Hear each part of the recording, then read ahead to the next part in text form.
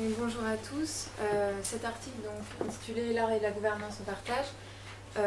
est issu à la fois d'un travail d'enquête mené par Philippe Hainaut pour le mouvement associatif, des recherches de Damien Mouret autour des liens entre art et restructuration d'entreprise, et de mon travail de thèse sous la direction de Jean-Louis Lavier. Donc, l'objet de cette étude de cas était d'analyser en quoi le développement de démarches artistiques participatives conduit une association de médiation artistique, donc les Têtes de l'Art à Marseille, à perfectionner ses pratiques de gouvernance. Donc la gouvernance associative, comme on l'a dit, met en jeu l'articulation d'un bien commun partagé à la source du projet associatif et les modalités d'organisation interne qui vont donner corps aux valeurs communes portées par le projet associatif. Donc le processus de démocratisation de la gouvernance des Têtes de l'Art est donc survenu suite à un questionnement interne sur la cohérence entre le projet associatif, donc les projets artistiques participatifs, et les moyens de le mettre en œuvre à travers sa gouvernance. Donc l'association défendant une conception plurielle, coopérative et réticulaire de la création artistique, il a paru nécessaire de la faire coïncider avec une gouvernance participative, donc qui intègre les différentes parties prenantes au processus de décision. Donc l'objectif de cette étude de cas est plus précisément d'analyser le rôle joué par l'association Les Têtes de l'Art dans l'avènement d'un nouveau monde de l'art, donc j'emprunte le terme à Becker, centré sur les pratiques artistiques participatives. Donc le cadre théorique et méthodologique de Becker nous a semblé particulièrement pertinent, puisque Becker appréhende l'œuvre d'art comme la production d'une action collective. Il montre comment la production d'une œuvre artistique relève de chaînes de coopération entre des acteurs très divers aux ressources complémentaires, donc des ressources matérielles, financières, créatives. Donc c'est l'artiste, ses collaborateurs techniques, les commanditaires, les publics, etc. Et il montre comment ces interactions vont se cristalliser dans des réseaux qui vont faire système et faire émerger des mondes de l'art. Un monde de l'art est alors défini comme un réseau de coopération au sein duquel les mêmes personnes coopèrent de manière régulière. Donc il s'agit d'analyser comment Têtes de l'Art, donc l'association Têtes de l'Art, essaye de faire coïncider des pratiques artistiques construites comme des chaînes de coopération et une gouvernance participative, donc qui va viser à ouvrir les processus décisionnels aux différentes parties prenantes. Donc l'association Les Têtes de l'Art est divisée en deux pôles. Le pôle projet artistique participatif, qui consiste à mettre en relation des artistes, des professionnels relais ancrés dans les quartiers et des habitants pour co-construire des œuvres artistiques collectives. Et un deuxième pôle, donc, qui est le pôle accompagnement et mutualisation, qui est constitué d'un parc de matériel et d'un dispositif d'accompagnement des structures culturelles du territoire, afin de mutualiser les pratiques et les compétences. Donc l'art participatif tel qu'il est mis en œuvre par les Têtes de l'Art se situe au croisement de l'éducation populaire, de l'économie sociale et solidaire et des droits culturels, en plaçant les interactions entre personnes au centre du processus artistique. Et cette approche collective de la création artistique est encore peu reconnue par les théoriciens de l'art et par les politiques culturelles et par les milieux institutionnels en général. Donc par conséquent, ouvrir la gouvernance associative aux acteurs du territoire par la création d'espaces de rencontres et de débats où les différentes parties prenantes vont pouvoir faire communauté est un enjeu non seulement pour la cohérence entre le projet associatif de Têtes de l'Art et son organisation, et c'est un enjeu également pour accroître les synergies entre les acteurs du territoire afin de renforcer donc, cette proposition artistique alternative que porte Têtes de l'Art. Donc je vais maintenant aborder certaines mesures emblématiques qui illustrent cette volonté de construire un espace public interne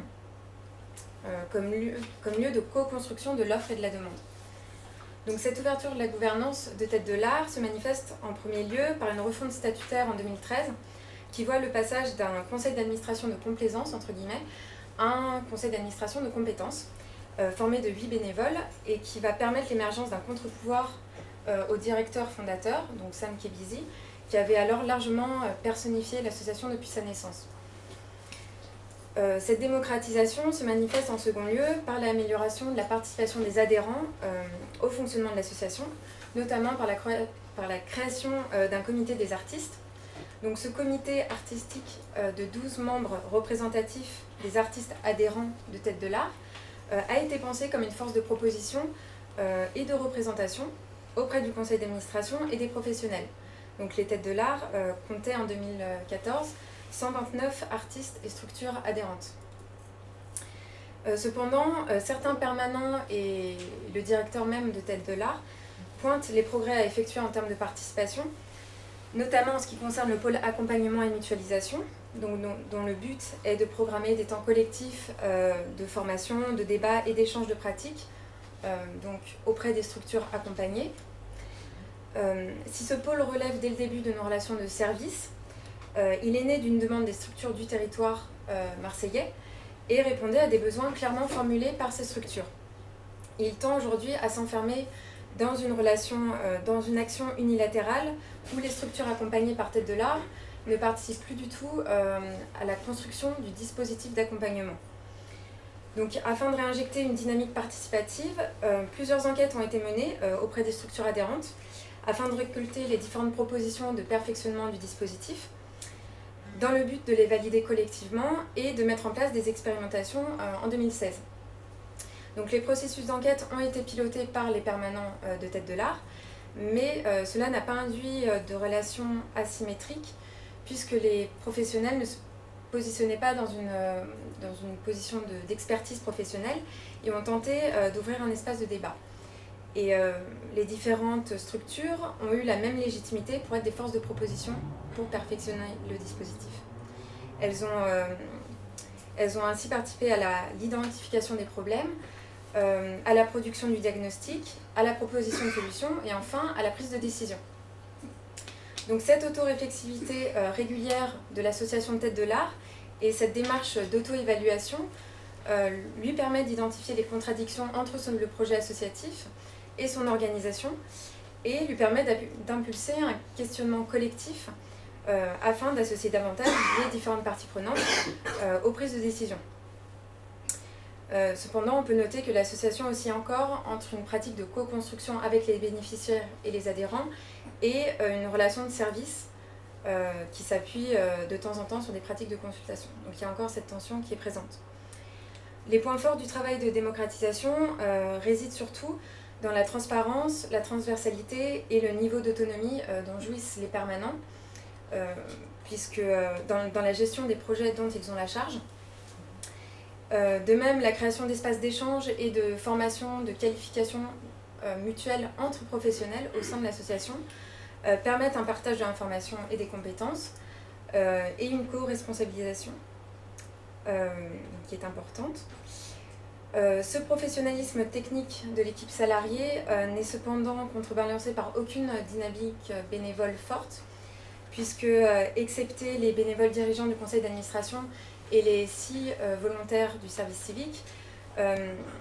il n'y a aucun bénévole impliqué dans la vie associative, ce qui peut contribuer à rigidifier la dynamique participative. Néanmoins, on peut noter un investissement bénévole des professionnels lié à leur adhésion forte au projet commun. On peut noter par exemple qu'en avril 2013, Têtes de l'Art a organisé un séminaire avec un ensemble d'acteurs culturels de Marseille sur les arts participatifs, leur définition conceptuelle, leur cadre juridique, leur modèle économique. Et lors de cette rencontre, l'ensemble des salariés étaient présents de manière bénévole. Et à cet égard, contre une séparation nette entre engagement professionnel et engagement bénévole, le directeur de Têtes de l'Art défend la figure du salarié militant. Ce séminaire, donc, qui a été organisé en amont par les artistes, les membres du conseil d'administration et les salariés, visait à engager des coopérations nouvelles à l'échelle de Marseille afin d'apporter une cohérence aux démarches artistiques collectives et d'œuvrer au développement d'une reconnaissance institutionnelle d'un monde de l'art donc, qui est centré sur l'art participatif. Donc, pour conclure, on peut souligner que le travail d'approfondissement de la gouvernance participative menée par Têtes de l'Art permet d'étendre les chaînes de coopération à l'échelle de Marseille et de construire une capacité d'expertise collective centrée sur l'art participatif, qui permet à Têtes de l'Art d'être un interlocuteur légitime auprès des pouvoirs publics. La capacité d'influencer l'action publique passe ainsi par la consolidation d'un réseau de partenariats afin de créer une force collective. Et la constitution d'un véritable espace public interne, garantissant la participation des différents acteurs de ce réseau de coopération territoriale au projet commun, est un enjeu majeur donc pour la pérennisation de la proposition artistique de Tête de l'Art sur le territoire de Marseille, mais aussi pour la concrétisation de sa visée de transformation sociale.